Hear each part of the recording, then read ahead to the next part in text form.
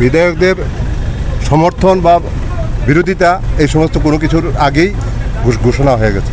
Sir এই বিষয়ে কি আপনার গরু আমি আপনি কি স্যার রামপ্রসাদ সঙ্গে হ্যাঁ আমি রামপ্রসাদ না বিধায়কদেরকে ডেকে এখানে যদি বিধায়কদের কোনো মতামত না নিয়ে যদি হয় তাহলে তো রামপ্রসাদ পালের সাথে একমত আমি। তো আপনি কি মুখ্যমন্ত্রী হিসেবে ডক্টর মানিক সাহাকে মেনে নিতে পারছেন? আমরা দেখুন আমরা সংগঠন দেখেছি, তারপর এখন রাজ্যসভার এমপি হয়েছেন, আমাদের কোনো আপত্তি ছিল না।